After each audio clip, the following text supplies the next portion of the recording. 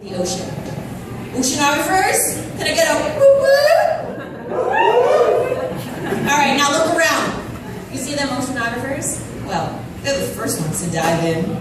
They get wet real fast. And you know what? Some of us like it deep. You know, most of the life on this planet, confessions, they like it deep too.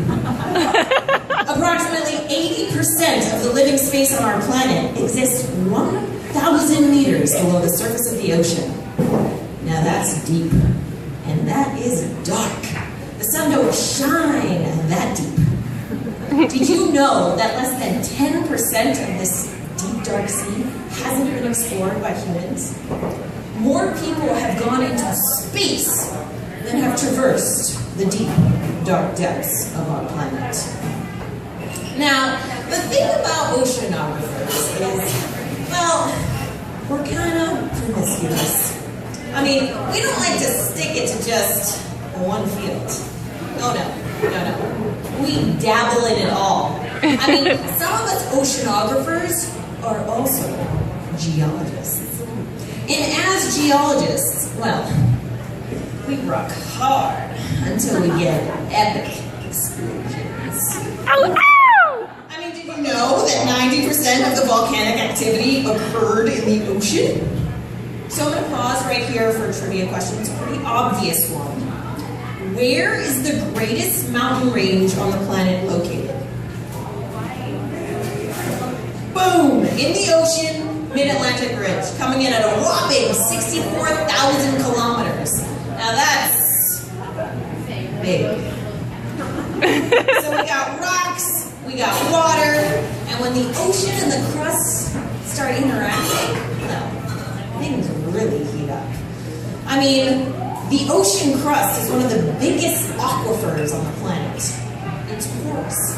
Seawater gets sucked in, and then it's heated, and it transforms. And it's full of all these dissolved minerals and metals and gases.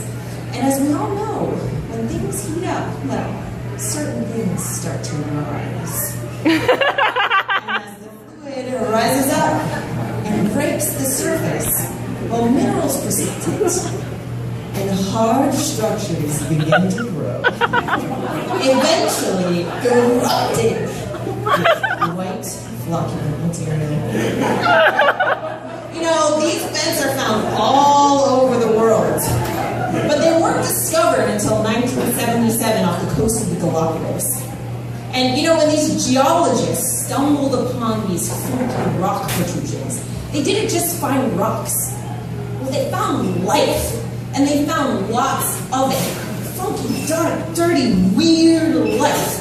I'm talking snails, worms, mussels, weird alien creatures that have no gut and no butt.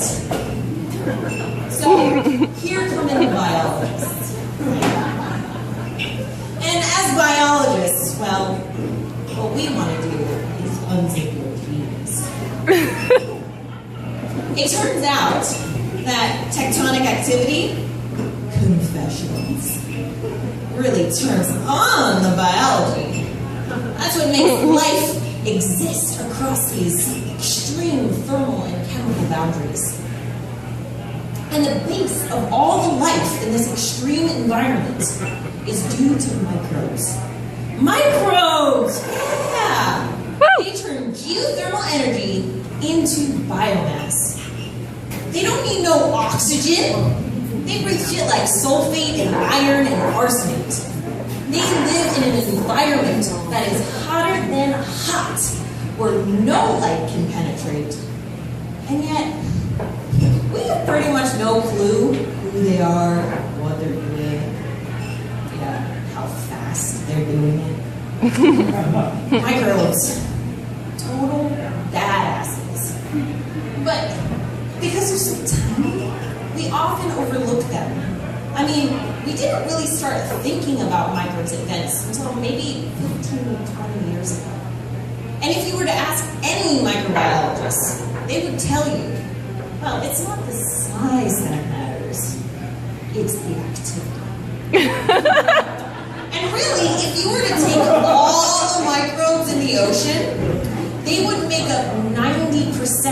of the living mass of the sea. Yeah, that includes your whales and dolphins and giant squid. And if we're thinking more globally, 2/3 of the microbes on this planet actually exist in the deepest subsurface in these vent-like environments. So the reason why we study microbes in these extreme environments is because they can provide clues about where we might have evolved, how we might have evolved on this planet, how hot life can exist, and if we are not alone in the universe. So what I do, what I'm interested in, is just seriously the basics. I'm totally Nielli, I'm a party crasher, and I just want to know who's on my invite list. What fun activities are they doing at this party, and how fast are they doing it? Now, being a microbiogeochemical oceanographer, we always try to do something incredibly hard. I mean, getting microbes from a rock that exists 2,000 kilometers beneath the surface of the ocean, well, that's no trivial task. But I'm up to the challenge. So, you know, when we used to do this, like back in the old days in my 1 year of grad school, we would squeeze ourselves into a 6-foot sphere, 6-foot titanium sphere, dive down to the bottom of the ocean, and basically bang the shit out of a hydrothermal chimney. And whatever fell off, we would bring it to the surface and analyze. Now, that bang and sample method, kinda crude. I mean, we lose all sorts of spatial resolution, and we lose the context. We have no idea what the chemistry and temperature is inside that rock at the bottom of the ocean. Now, this environment is dynamic. So inside this rock, it's experiencing thermal gradients all the way from your super hot pizza oven temperatures all the way to your refrigerator cold temperatures. And those gradients are changing all the time. So we really needed a better way to look at how microbes structure themselves across these gradients. Easy peasy.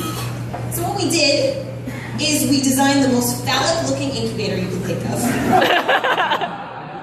It consists of 27 temperature probes spread across 3 different chambers. It has 3 chemical sampling ports, and it's filled with substrate that allows minerals to precipitate and microbes to colonize. So basically what we did was we got on our sub, dove down to the bottom of the ocean, drilled a hole, and inserted this bad boy into a vent. Incubated it, collected the samples, extracted lots of DNA, sequenced it, and analyzed it. And so for the first time, we were actually able to look at microbes across this pre-established gradient. Plus, we were able to get lots of replicates for all those statistics. So I'm just going to give you a little bit of context. The incubator, the study I want to show you today is from a 3-month incubation in the Rowan chimney. Now, that chimney is located in the Wandafuka Ridge, which is about 300 kilometers west of Washington State. Now, if you get really excited by these pictures and you think, man, I really want to see a vent, and you can't afford a $50,000 a day rental of Alvin, well, what you can do is you can go to New York City. A huge piece of Rowan is on display at the Natural History Museum. So, here's some data. It's the only data I'm going to actually show you in this presentation. So what you're looking at is actually temperatures measured throughout the duration of the deployment. And what you can see is in the outer region of the chimney, it's much cooler. It's quite comfy, actually. You know, the temperatures are not even reaching the thermal limits of life. That environment is very dynamic. You have periodic exposure to seawater, and so you have some oxygen hanging around. But as you move towards the interior of the chimney, well, the temperatures get hot, hot, hot. Things start to stabilize, and the environment is incredibly reduced. And so just to give you a scale of what's going on here, each of these thermocouples, these are a representation of the 27, are only a centimeter apart. And so you can see that even on this small scale, there's very distinct thermal and chemical environments. And the microbial communities that live in this environment, well, they're statistically significantly different themselves. You have communities in the outer region of the chimney that, they're very diverse, they're kind of dynamic, they like to move around. Whereas you have communities in the middle chamber that are much more static. They're much better at handling the heat, and they're far less diverse. And so these communities are structured by completely different kingdoms of organisms and classes of bacteria. And the structure is really driven by the function of each individual. So basically I went out there, I sequenced the shit out of all the genes, I looked at them, and it provided a lot of insight into what these microbes like to do. Confession, confession, confession. Somebody just start chugging. And what I found, some metagenomic data, what it told me was that communities from the outer chamber, well, they had an enrichment of genes for motility and chemotaxis. And what that tells us is that these communities were really able to sense and respond to environmental cues. So they like to move around. They could really change their position for the greatest pleasure.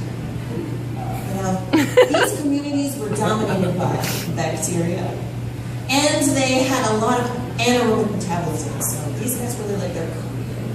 But you saw a completely different story when you moved towards the interior region.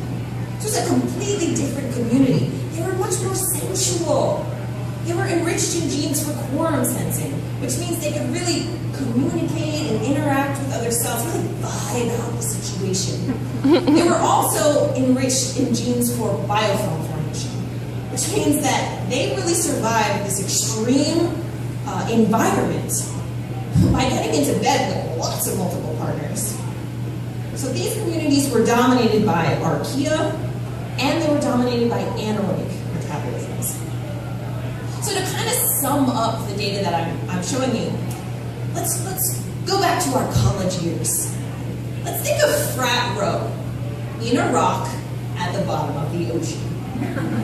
There's multiple parties going on. They're really close to each other. But each of the houses really recruits a completely different crowd, because each of the houses is doing something completely different that's specific to that fraternity. But really, it's cool that we know that these different fraternities are doing different things. But what we really want to know is how wild it gets, right? I mean, how active is each of these things? So really, things get more active, crazy, and wild. Confessions. When you turn the heat up. When you increase the biomass. And when really, you just bring enough food and drinks to the party. And then parties go wild. So think about, spring break, everything's a lot crazier. So I just want to leave you with a K-Funk Buster rhyme to conclude our confession time. Woo!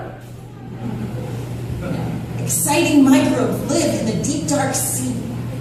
Understanding who, what, and how fast, now, that's key. They like it hot, dynamic, and tectonic. It's like a crazy college party. Yo, that's symbolic. As tiny as these little critters may be, they drive huge amounts of biogeochemical activity. Woo! Microbes are awesome. They're totally my muse. But confessions are over. Now grab me some brews.